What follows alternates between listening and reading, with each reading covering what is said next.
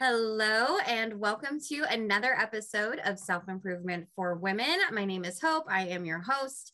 And today I have the lovely Anita Swetman with us. She is a beauty therapist. She's a CEO, and she is also a published author, but she's much more than that as well. She has an amazing story. So without further ado, hello, Anita, and welcome. Oh, hi, Hope. Thank you for having me on your show today. I'm really, really excited to be sharing my journey with your lovely viewers and listeners. Yes, you have an amazing story. So I am so excited for you to tell the audience a little bit. Maybe let's go a little bit into your past and like how you got to where you are today. Perfect. Right. Well, obviously it started from a very, very long time ago, back in my childhood, when I was a very shy, introverted person. So I wouldn't like being in crowds. I would always like to be on my own. And I used to hide behind my dad. I was that scared, even coming today on a Zoom call with the show was just something I just would not do many, many years ago. So let's talk a little bit then. So how did you develop into, because now like you're this amazing beauty therapist, to some major high ticket clients, right? And you developed a sense of confidence and a sense of, inner love and all of that. So let's talk a little bit about that. Absolutely. Well, my journey started with that when I was about 23 years of age, when my late elder brother introduced me to the concept of positive thinking with a business opportunity. And I really liked all this positive books and motivational tapes that I was listening and reading to. And they were really, really helping me, obviously, to become the person over years, but it wasn't easy at all. It did take a very, very long time to develop my mindset to become the person that I am now. I kept going back into my comfort zone. I kept coming out. I kept going back in again. It was always sort of 4 steps forward and 3 steps back for me to become the person I dreamed of today.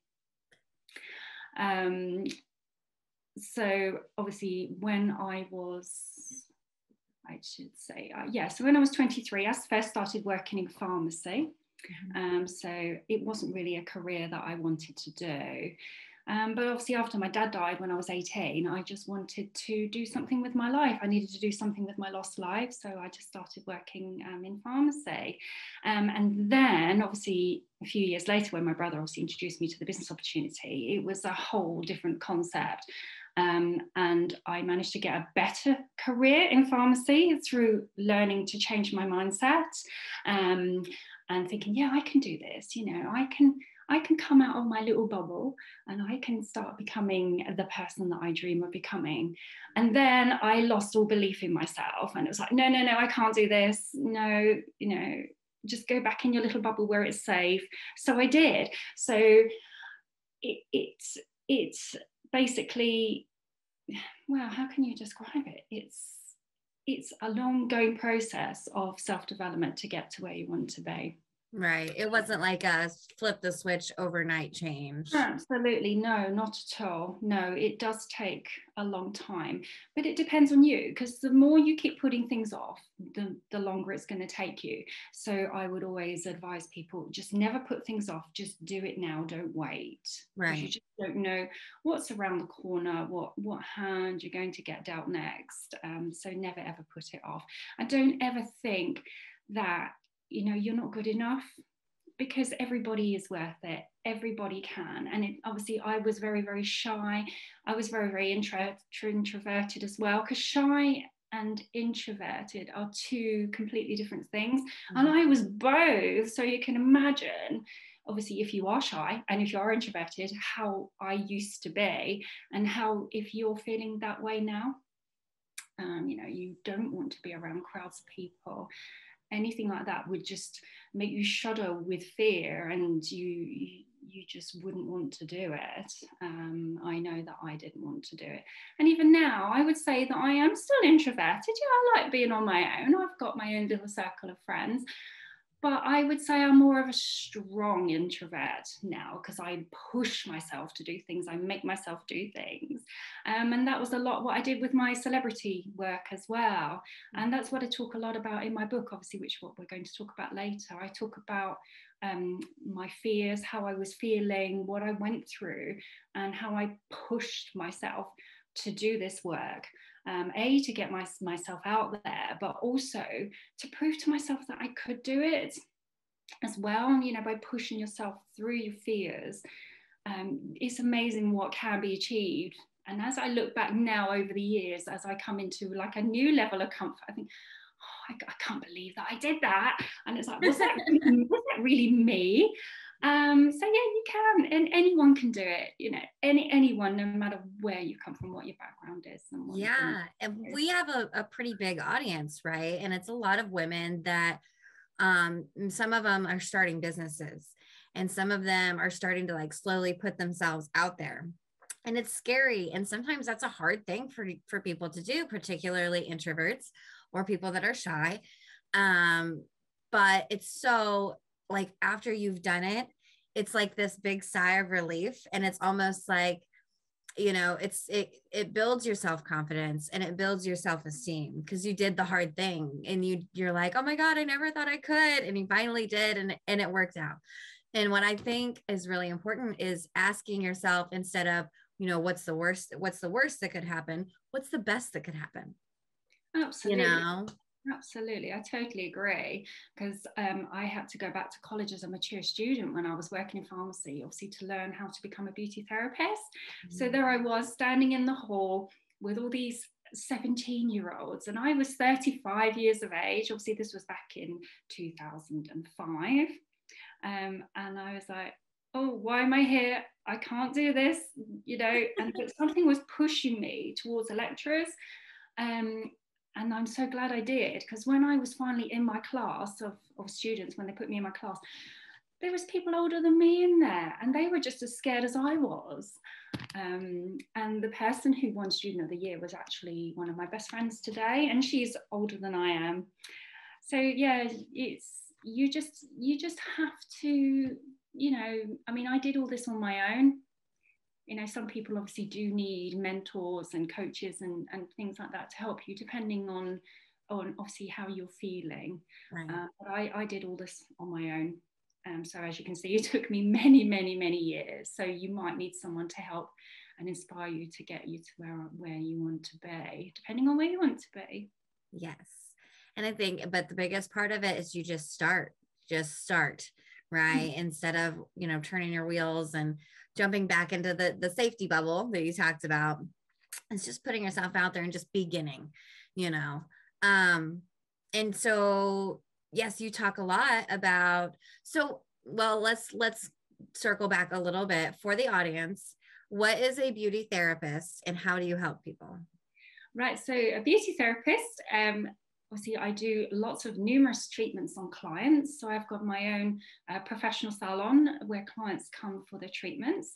So this can range anything from hair removal, skin treatments, makeup, making you obviously look good as well, massages.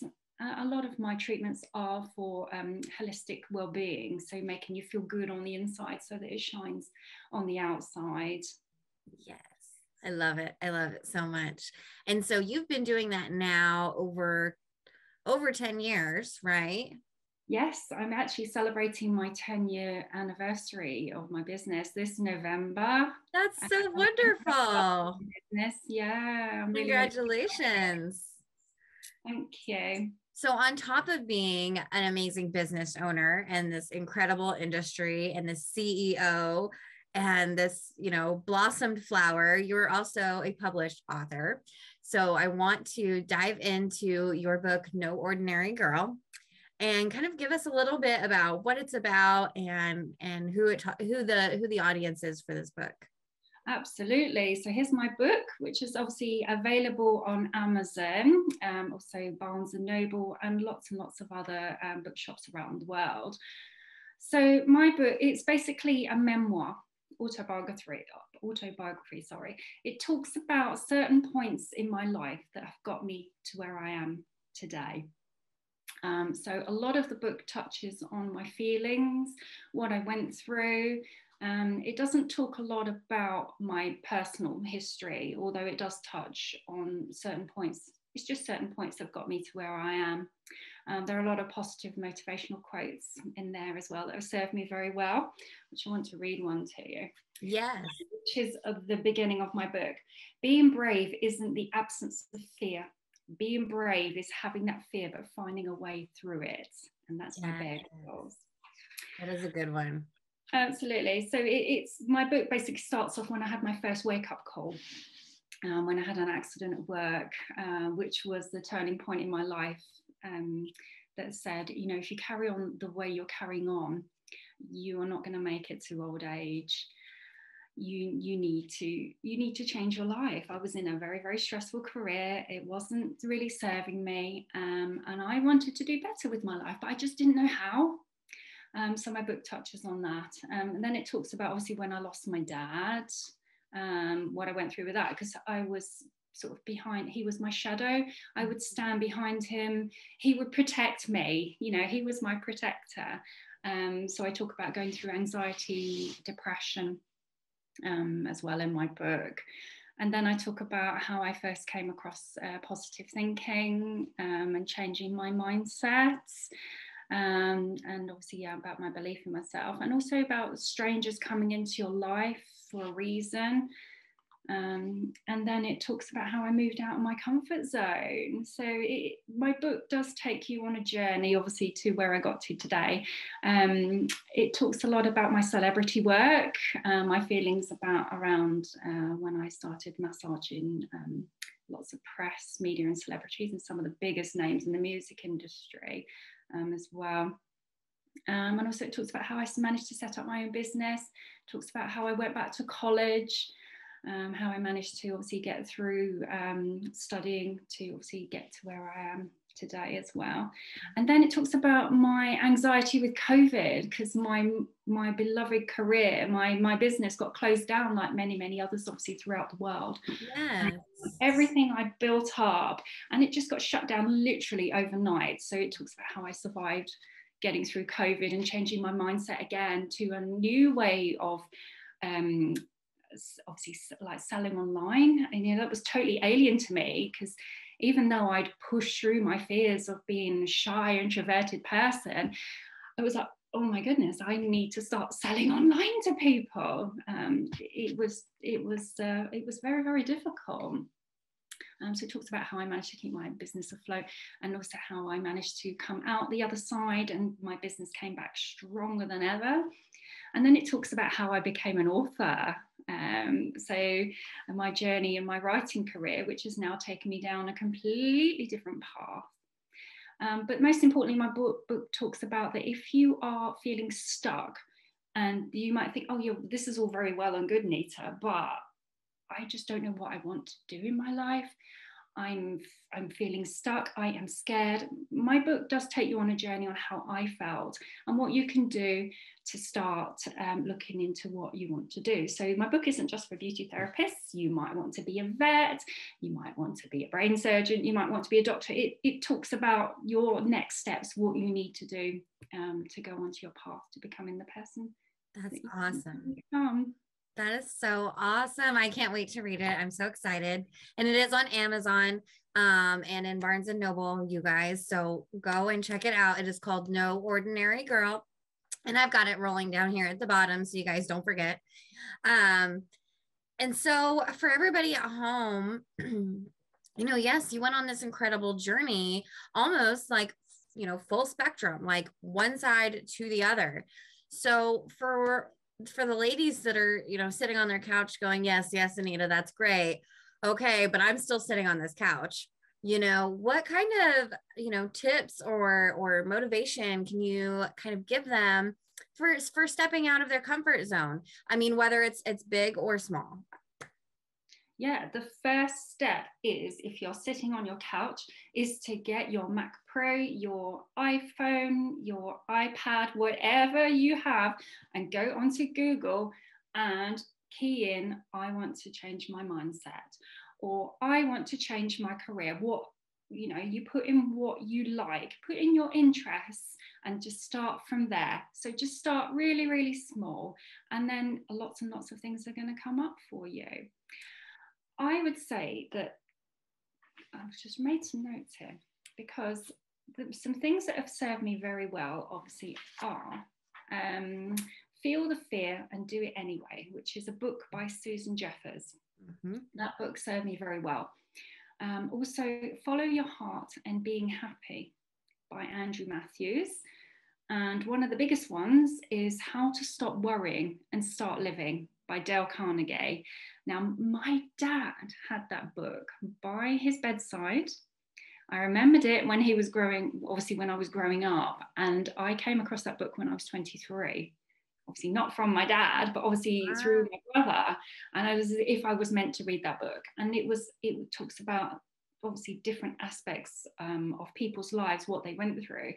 But why worry about things? Life is too short. You need to live for today. Yesterday has gone. Tomorrow is not promised. You just live for the moment. So that book is very, very powerful. So yeah. Yes, Carnegie is amazing. And yeah. I can speak to this a little bit, in my experience, just in the last 10 years of being, recovering alcoholic and stuff. I found like my journey with my mindset really it wasn't a switch, right? It didn't just I didn't just have like a rock bottom moment where I was like, oh my God, this can't be it. But it was just this slow progression of me introducing these different aspects into my life, like these different motivational books, these different motivational people, like listening to the occasional podcast. And I was just giving myself all this energy and all of this positivity and like having somebody hype me up, through YouTube in the morning. And eventually it just became second nature for me. It became a practice. It just became part of my life. And seeing the changes on my perspective when I'm going out into the world and things are happening, just total 180. So like a bad day at work, I could flip the switch. I have the tools in my toolbox to recognize, oh, my mindset's going down the wrong path here. Let's change this up. Let's think of what's the best that can happen, not the worst, those kinds of things. And it really, it changes your frequency. It just changes your frequency as you go about your day. And it doesn't have to be this giant epiphany where you scream it from the mountaintops, it can, absolutely. Yeah, it can just be this awesome little slow progression to build yourself into who you desire to be, right? Absolutely, because it is programming your subconscious mind, and it does take time, and it is a daily practice. But don't, as you say, don't ever worry if you fall off of the wagon. You literally just hop yourself back on it. Don't ever beat yourself up over it. It is a slow process, daily, every day. Yes, absolutely. And so when we do the hard things, and then we have to celebrate, right? So how have you celebrated being able to do some of the hard things that you thought, you would never accomplish, or like, oh my gosh, it's never going to happen, or whatever? How have you celebrated yourself? Oh my goodness. Well, definitely. Well, treating myself obviously to new things, obviously with my new launch of my book, obviously treat myself to some new clothes, just something small, just things like that. Obviously I won awards as well, so when I won I won 2 golds, a national and also a small business of the year as well. So I would just sort of celebrate with my friends and family, and always treat myself to something new. Obviously it might just be like a new lipstick, getting your hair cut, things like that, really. Just something small, nothing really big. Right. Just to make yourself sort of feel good, feel better, and say, yeah, I've accomplished it, and it just makes you feel good. Yes, it does. Yes, it does. I know for me, like every time like I hit a milestone in sobriety, I celebrate. Like I'll buy myself a cake. Or like when I had hit 100 days, my boyfriend bought me this giant balloon and it just said happy 100 days. And it was just sitting in the middle and it was so big and it was just sitting in the middle of the dining room. And I was like, this is so great. Like, that's just amazing. That. Yeah. So, and it's little stuff like that. It helps you keep going, because if you're not feeling a reward for all your hard work or doing the hard thing, like, yeah, it feels good to do the hard thing, but rewarding yourself is it's confirming it for you. Absolutely, it really is. And as I said, it can just be something small. It doesn't have to be something really big. Obviously just within your means and your budget as well. Yeah, absolutely. So you guys go and check out No Ordinary Girl on Amazon right now, or go into town, go to Martin's and Noble and check it out. It's Anita Swetman. And again, she's a beauty therapist, she's a CEO, she's published author, but she's also a real person. And so if you have questions, or if you're trying to get into the industry, maybe, or you don't have any direction, she would be happy to give you some advice and guide you in the right direction there. She's a beautiful person. She's so easy to talk to. I'm so glad that you came on today. You were just a joy. I just love talking to you. Thanks so much, Hope. It's been a real pleasure sort of speaking with you today. It's been lovely, really nice. Thank you again so much. And you guys, if you want to connect with her, all of her stuff is here at the bottom, and we will see you next time.